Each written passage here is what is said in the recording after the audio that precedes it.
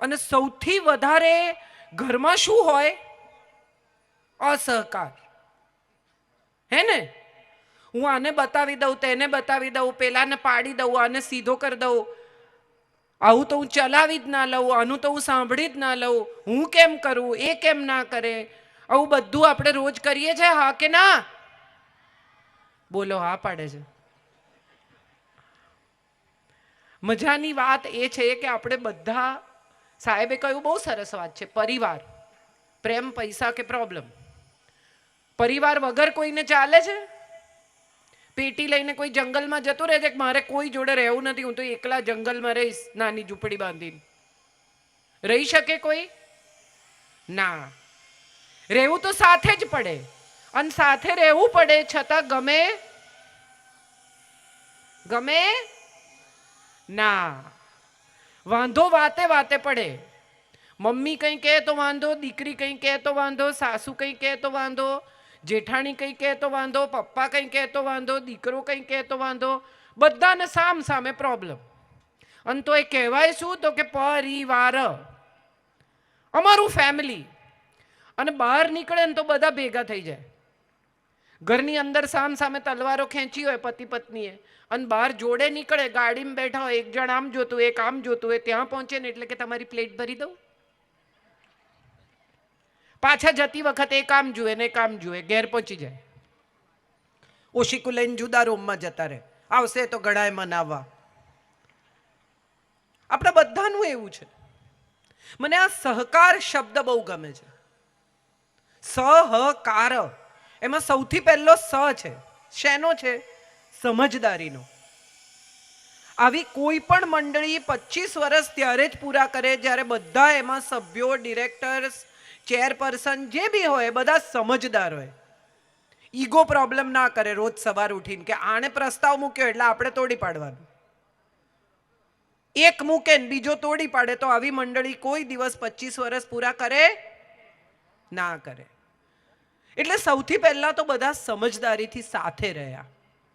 પરિવારમાં પણ આ બહુ જ જરૂરી છે.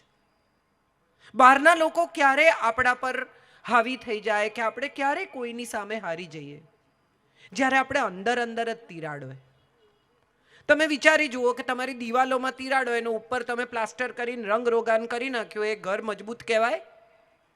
ના કહેવાય. ભલે બહારથી પ્લાસ્ટર ઉખડેલું હોય પણ દિવાલો મજબૂત હોવી જોઈએ તો એને ઘર કહેવાય. આપણા બધાનો પ્રોબ્લેમ એ છે કે ઝીણી ઝીણી તિરાડો આપણને દેખાતી નથી મોટી થઈ જાય ત્યાં સુધી. અને આ સ્ટ્રેસ મેનેજમેન્ટ, સાહેબે સરસ વાત કરી કે સ્ટ્રેસ મેનેજમેન્ટની વાત કરજો, પણ સ્ટ્રેસ થાય છે કેમ? આપણે તો એના મૂળમાં જઈએ. માથું દુખે છે, પેટમાં દુખે છે, ઉલટી થાય છે, તો ક્યાં બગાડ છે શરીરમાં એ પહેલાં શોધી કાઢીએ. તો સ્ટ્રેસ એટલા માટે થાય છે કારણ કે આપણે બધા અંદર અંદર એકબીજાની મદદ કરવાની, એકબીજાની સાથે સમજદારી દેખાડવાનું, એકબીજાની સાથે સહકાર કરવાનું ટાળી દઈએ છીએ.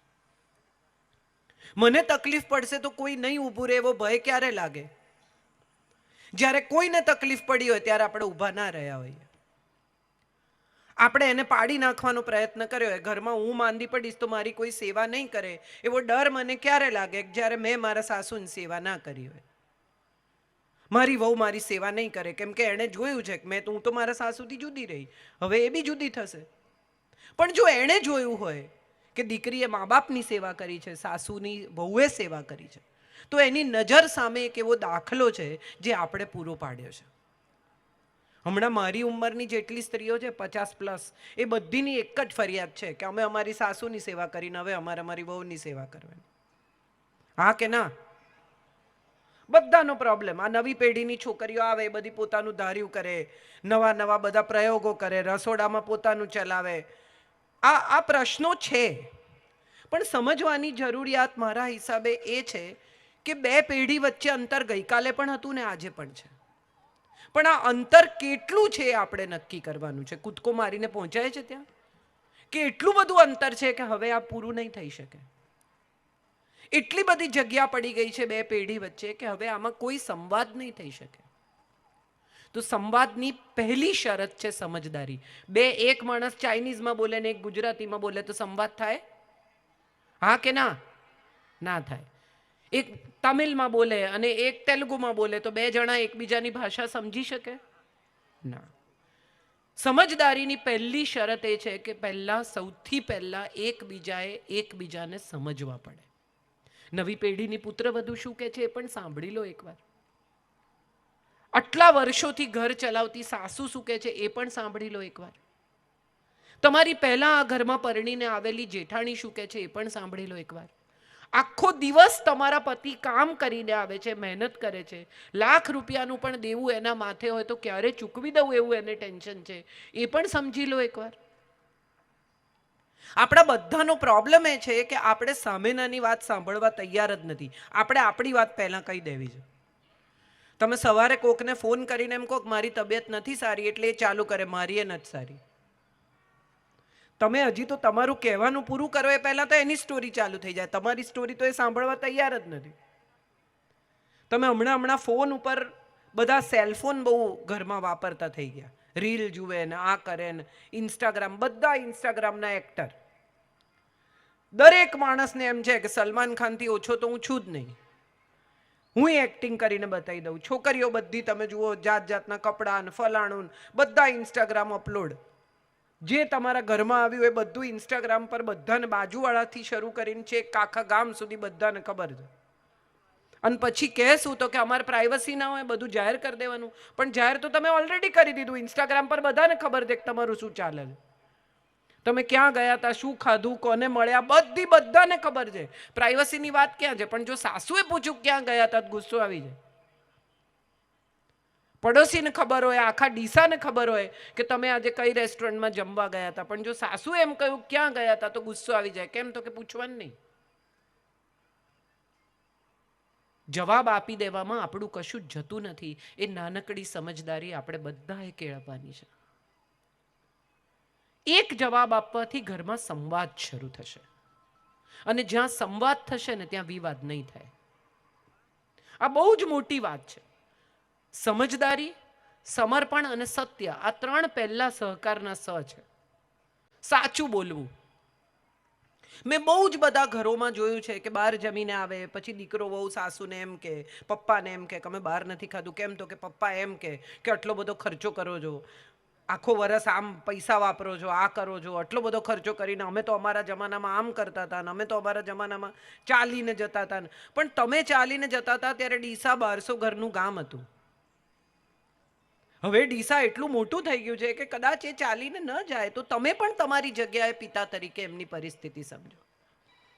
તમે જ્યારે એકબીજાને ઓળખતા હતા એટલું નાનકડું ગામ હતું ત્યારે સેલફોન નહોતા, હવે આવી ગયા છે. ત્યારે સ્કૂલો આટલી મોંઘી નહોતી, હવે થઈ ગઈ છે. ₹2 કિલો દાળથી જીવન શરૂ થયેલું એ આજે ₹180 કિલો દાળ થઈ ગઈ છે. કેટલા ગણો ભાવ વધારો થયો. જીવન ધોરણ બદલાઈ ગયા છે. આ વાત જો જૂની પેઢી સમજી શકે તો કદાચ નવી પેઢીનું સ્ટ્રેસ એમને સમજાય. મોટા ભાગના પિતાની મજા એ છે કે છોકરાઓ માટે બધી જ સગવડ ઊભી કરે છે.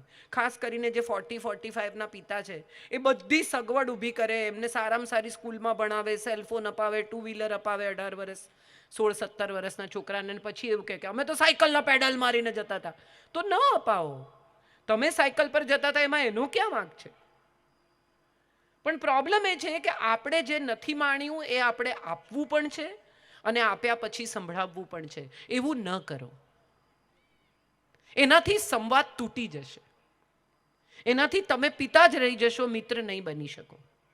અને મિત્ર નહીં બનો તો એ કદીએ તમારી સાથે મનની વાત નહીં કરે. હવેની પેઢીને બહુ જ સમજદારીથી, શાંતિથી, ધીરજથી ટેકલ કરવી પડશે. અને આપણે બધા એવું માનીને ચાલીએ છીએ કે ખખડાવી નાખવાના, સોટી વાગે ચમચમ ને વિદ્યા આવે ગમ. એવું હવે નથી થતું. આપણે બધા જ્યારે પપ્પા વળતા હતા, ખખડાવતા હતા ત્યારે ચૂપચાપ ઊભા રહીને સાંભળતા હતા. હવેના છોકરાઓ આપણે વળતા હોઈએ ને ત્યારે બી સેલફોનમાં, ઇન્સ્ટાગ્રામમાં રીલ જુએ છે. ફોન મૂકી દે એવું આપણે 3 વાર કહેવું પડે. તમે શું બોલો છો એમાં એને રસ જ નથી. એ ત્યાં બેઠા છે કારણ કે ઊભા થઈને જઈ નથી શકતા. તો પ્લીઝ એવું સમજો કે એ ફોન મૂકીને તમારી વાત સાંભળે એટલી ટૂંકી રાખો. આ સૌથી મહત્વની વાત છે. આપણે જે મુદ્દા પર વાત કરવી છે ને એટલા જ મુદ્દા પર વાત કરો. તમારો ભૂતકાળ, તમારા પપ્પાનો ભૂતકાળ, ડીસાનું ગામ, ફલાણું, આમ, મારી સ્કૂલ, આટલું બધું એને નથી સાંભળવું. એને તમારો આજનો મુદ્દો શું છે, તમને ક્યાં વાંધો પડ્યો છે, તમે ક્યાં ગુસ્સે થયા છો, એ એને કહો. એને બદલે આપણો પ્રોબ્લેમ શું છે, આપણે આખી સ્ટોરી રિપીટેડલી કયા કરીએ છીએ. એક સમય એવો આવશે કે જ્યારે તમે શું બોલવાના છો એને પહેલેથી ખબર હશે, એ તમારી જોડે જોડે બોલશે. ન કરો. નવી પેઢી સાથે મુદ્દાસરની વાત કરો, કારણ કે આ સેલફોનની પેઢી છે, એને ખાલી મુદ્દા જ સમજાય છે. એ ઇમોજી જ મોકલે છે. એ રડતી એ ઇમોજી મોકલે છે અને હસતી એ ઇમોજી મોકલે છે. એની આખી જિંદગી હવે સેલફોનની ટેકનોલોજીની આજુબાજુ છે. તો તમે એની સાથે એ ટેકનોલોજી પર વાત કરો. હું તમને મારો એક્સપિરિયન્સ શેર કરું. હું મારા દીકરાને ફોન કરીને મગજમારી કરું તો એ મને જવાબ ના આપે, પણ હું મેસેજ કરું તો એ તરત જવાબ આપે.